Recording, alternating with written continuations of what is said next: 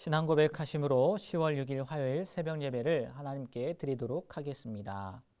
전능하사 천지를 만드신 하나님 아버지를 내가 믿사오며 그 외아들 우리 주 예수 그리스도를 믿사오니 이는 성령으로 잉태하사 동정녀 마리아에게 나시고 본디오 빌라도에게 고난을 받으사 십자가에 못 박혀 죽으시고 장사한 지 사흘 만에 죽은 자 가운데서 다시 살아나시며 하늘에 오르사 전능하신 하나님 우편에 앉아 계시다가 저리로서 산자와 죽은 자를 심판하러 오시리라. 성령을 믿사오며 거룩한 공예와 성도가 서로 교통하는 것과 죄를 사하여 주시는 것과 몸이 다시 사는 것과 영원히 사는 것을 믿사옵나이다. 아멘. 오늘 우리에게 주시는 하나님의 말씀은 창세기 20장의 말씀입니다. 창세기 20장 1절부터 18절까지의 말씀을 제가 읽도록 하겠습니다. 아브라함이 거기서 네게브 땅으로 옮겨가 가데스와 술 사이 그랄에 거류하며 그의 아내 사라를 자기 누이라 하였으므로 그랄 왕 아비멜렉이 사람을 보내어 사라를 데려갔더니 그 밤에 하나님이 아비멜렉에게 현몽하시고 그에게 이르시되 내가 데려간 이 여인으로 말미암아 내가 죽으리니 그는 남편이 있는 여자임이라. 아비멜렉이 그 여인을 가까이 하지 아니하였으므로 그가 대답하되 주여 주께서 의로운 백성도 멸하시나이까. 그가 나에게 이는 내 누이라고 하지 아니하였나이까. 그 여인도 그는 내 오라비라 하였사오니 나는 온전한 마음과 깨끗한 손으로 이렇게 하였나이다. 하나님이 꿈에 또 그에게 이르시되 내가 온전한 마음으로 이렇게 한 줄을 나도 알았으므로 너를 막아 내게 범죄하지 아니하게 하였나니 여인에게 가까이 하지 못하게 함이 이 때문이니라. 이제 그 사람의 아내를 돌려보내라. 그는 선지자라. 그가 너를 위하여 기도하리니 내가 살려니와 내가 돌려보내지 아니하면 너와 내게 속한 자가 다 반드시 죽을 줄 알지니라. 아비멜렉이 그날 아침에 일찍이 일어나 모든 종들을 불러 그 모든 일을 말하여 들려주니 그들이 심히 두려워하였더라. 아비멜렉이 아브라함을 불러서 그에게 이르되 내가 어찌하여 우리에게 이렇게 하느냐. 내가 무슨 죄를 내게 범하였기에 내가 나와 내 나라가 큰 죄에 빠질 뻔하게 하였느냐. 내가 합당하지 아니한 일을 내게 행하였도다 하고 아비멜렉이 또 아브라함에게 이르되 내가 무슨 뜻으로 이렇게 하였느냐. 아브라함이 이르되 이곳에서는 하나님을 두려워함이 없으니 내 아내로 말미암아 사람들이 나를 죽일까 생각하였음이요. 또 그는 정말로 나의 이복 누이로서 내 아내가 되었음이니라. 하나님이 나를 내 아버지의 집을 떠나 두루 다니게 하실 때에 내가 아내에게 말하기를 이후로 우리의 가는 곳마다 그대는 나를 그대의 오라비라 하라. 이것이 그대가 내게 베풀 은혜라 하였었노라. 아비멜렉이 양과 소와 종들을 이끌어 아브라함에게 주고 그의 아내 사라도 그에게 돌려보내고 아브라함이 이르되 내 땅이 내 앞에 있으니 네가 보기에 좋은 데로 거주하라 하고 사라에게 이르되 내가 은 1000개를 네 오라비에게 주어서 그것으로 너와 함께한 여러 사람 앞에서 내 수치를 가리게 하였느니 내 일이 다 해결되었느니라. 아브라함이 하나님께 기도하며 하나님이 아비멜렉과 그의 아내와 여종을 치료하사 출산하게 하셨으니 여호와께서 이왕에 아브라함의 아내 사라의 일로 아비멜렉의 집의 모든 태를 닫으셨음이더라. 아멘.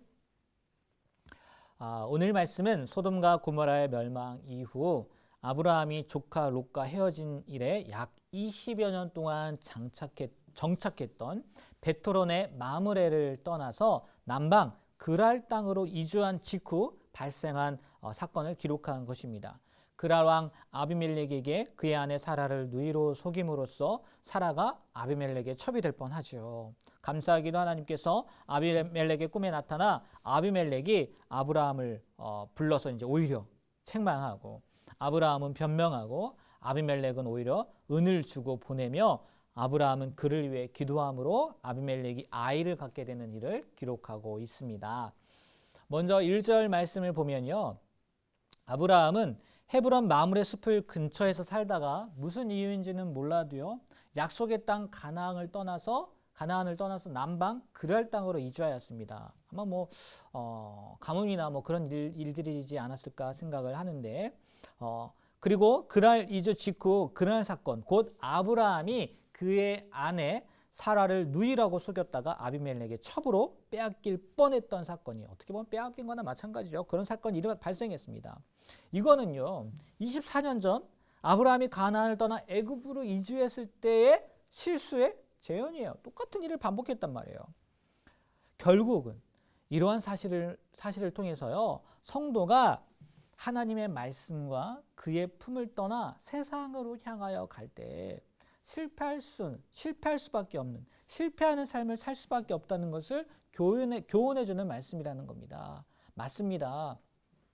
이 세상은 악한 마귀가 공중 권세를 잡고 있고 악의 세력이 범람하고 있는 세상이란 말이에요.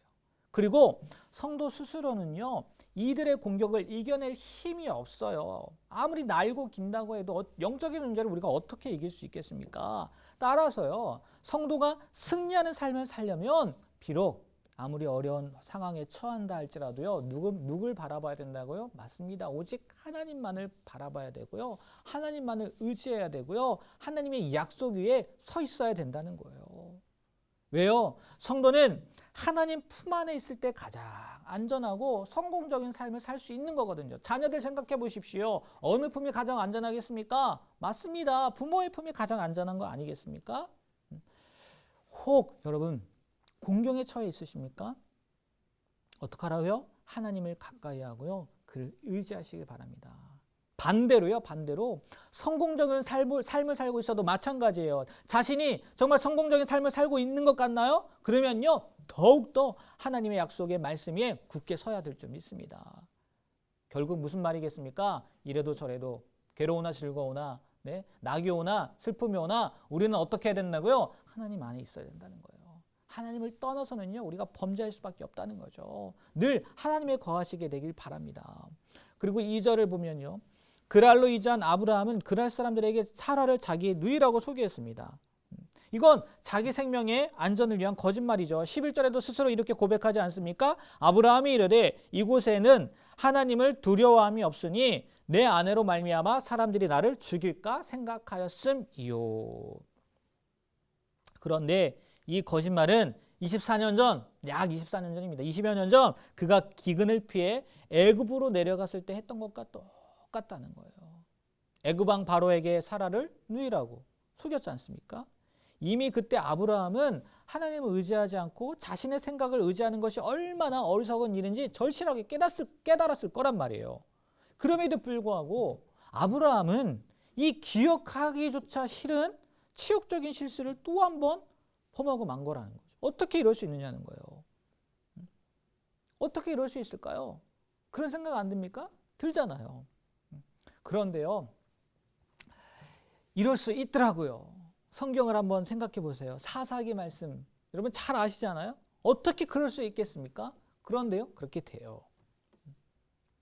이것을 통해 생각할 수 있는 것이요. 그만큼 위에서도 말씀드렸지만 인간은 연약하고 죄된 습성을 쉽게 끊지 못한다는 겁니다. 왜일까요?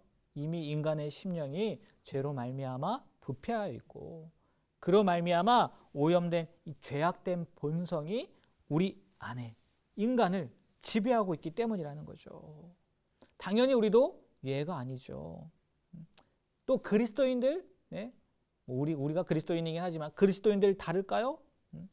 물론 성도라고 하면 그리스도인이라고 하면 하나님의 은혜로 죄에서 구원받아 옛사람을 벗어버리고 새 사람이 된 사람들입니다. 그러나 그렇다고 해서 우리의 과거의 습성까지 단번에 변화하는 것은 아니라는 거죠. 우리는 여전히 죄의 영향력 아래 놓여 있기 때문이라는 겁니다. 또 우리의 죄악된 옛 본성은 우리가 구원받은 이후에도 결코 파괴되지 않고 남아서 우리 안에 우리로 범죄하도록 계속 충동질한다는 거예요. 죄된 본성이 있다는 거죠. 그래서요 사도 바울도요 로마서 7장 23절 24절에 이렇게 고백하고 있거든요. 읽어드리겠습니다. 내 지체 속에서 한 다른 법이 내 마음의 법과 싸워 내 지체 속에 있는 죄의 법으로 나를 사로잡는 것을 보도다. 오라 나는 공고한 사람이로다. 이 사망의 몸에서 누가 나를 건져내랴. 사도 바울이 이렇게 고백했단 말이에요. 따라서 우리가 우리의 옛 본성을 복종시키는 성화의 노력을 계속해서 하지 않는다면 우리는 범죄하게 되고 결국 신앙의 실패자가 될 수도 있다는 거예요. 바라기는 날마다 우리의 몸을 하나님의 법 아래로 쳐서 복종시키는 삶을 살게 되길 바랍니다. 만약 그렇지 않잖아요? 그러면요, 우리에게 어떠한 일이 일어나는 줄 아십니까? 9절, 오늘 말씀에요. 9절과 10절과 같은 일이 벌어집니다. 무슨 일이요? 오히려 세상의 조롱거리가 된다는 거예요. 세상의 조롱거리가요. 아브라함이 진실된 삶을 살지 못하고 하나님 대신 자신의 생각을 의지하고 자기 생명의 보존을 위해서 아내의 정절을 가볍게 여기고 거짓말을 하니까요. 이방인이었던 아비멜렉으로부터요. 심한 책망을 받는 수치를 당하지 않습니까? 만약 아비멜렉을 향한 하나님의 지시가 없었다면요. 아브라함은 생명을 잃었을 수도 있어요. 맞습니다. 성도들이 또 그리스도인들이 우리가 세상의 빛과 소금의 역할을 감당하지 못하고 오히려 세상 사람들과 같이 세상적인 삶, 세속적인 삶을 살게 될 때요. 우리는요. 어떻게 된다고요? 세상의 조롱거리가 되고 만다는 거예요. 발에 밟힐 뿐이라는 겁니다. 그리고 이러한 모습은 우리를 불러 자기 백성으로 삼으신 아들이란 말이에요. 하나님의 형상을 닮은 아들들이란 말이에요. 자녀들이란 말이에요. 그런 우리들이요. 하나님의 영광을 가리는 일을 하게 된다는 거죠. 따라서 우리 성도들은, 우리 그리스도인들은 자신을 세상으로부터 구별하여 하나님의 말씀에 따라 거룩한 삶을 살아야 될 줄 믿습니다. 그리하여 죄악으로 어두워진 세상에 구원의 빛을 발하는 것은 물론 세상 사람들로 하여금 우리의 착한 행실을 보고 정직한 행실을 보고 하나님께 오히려 영광을 돌리게 해야 될 줄 믿습니다. 아니 우리가 그렇게 살아야 될 거예요. 마지막으로 17절 말씀을 보면 반전의 이야기가 펼쳐지는데 읽어보면 이렇습니다. 아브라함이 하나님께 기도하며 하나님이 아비멜렉과 그의 아내와 여종을 치료하사 뭐하게 하셨다고요? 출산하게 하셨다는 거예요. 아브라함이 하나님께 기도하니까 하나님이 아비멜렉과 그의 아내와 여종을 치료하사 출산케 하셨다는 겁니다. 인간적이고 지극히 세속적인 방법으로 위기를 극복하려고 하다가 오히려 자신과 아내를 더 큰 위기에 몰아넣고 나아가 하나님께 욕이 돌아가게 했던 아브라함이요. 그 모든 아픔을 딛고 생애 반전을 이루는 장면이지 않습니까? 아내를 누이로 속여 아비멜렉에게 주었던 그 파렴치한에서 오히려 선지자로서의 권위를 행사하고 있다는 거죠.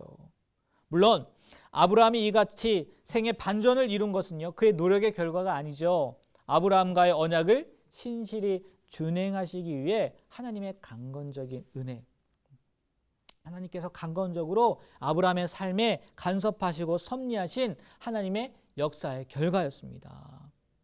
맞습니다. 여러분, 이처럼 신앙인의 우리 그리스도인의 성공과 영광의 관건은요. 누구에게 달려있는 거예요? 하나님께 달려있다는 거예요.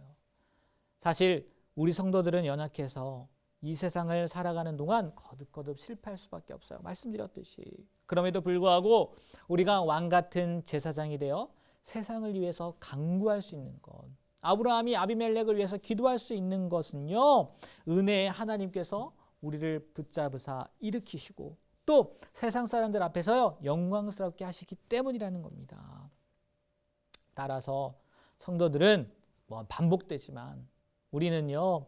매 순간 무엇을 하든지 나를 의지할 것이 아니라 역사의 주인이 되시고 또 인간의 삶 가운데 친히 간섭하고 개입하여 주시고 역사해 주시는 그 하나님만을 전적으로 의지하고 그분의 도우심을 간구해야 될 줄 믿습니다. 아비멜렉과 그 여종을 치료해서 생산케 하셨다는 것은요.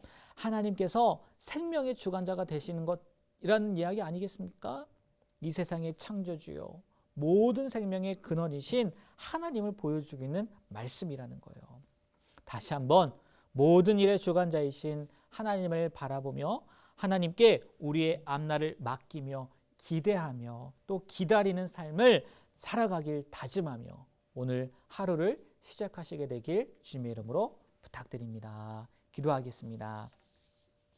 하나님, 오늘도 말씀을 통해서 깨닫게 하여 주시고 하나님만을 의지해야 된다는 거, 하나님만을 붙잡아야 된다는 거 알게 해주신 것 감사합니다. 다시 한번 우리의 생각과 마음과 모든 것들이 하나님께로 향해 있는지 아니면 내 생각과 내 뜻, 내 계획을 의지하고 있지는 않은지 돌아보게 하시고 혹 그러한 삶을 살고 있다면 빨리 돌이켜서 아브라함처럼 하나님만을 의지하는 삶으로 바뀌게 되는 우리 모두가 되게 하여 주시옵소서. 예수님의 이름으로 기도합니다. 아멘.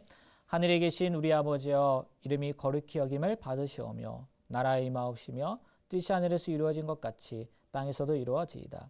오늘날 우리에게 일용할 양식을 주옵시고 우리가 우리에게 죄지은 자를 사하여 준 것 같이 우리 죄를 사하여 주옵시고 우리를 시험에 들게 하지 마시옵고 다만 악에서 구하시옵소서. 대개 나라와 권세와 영광이 아버지께 영원히 있사옵나이다. 아멘.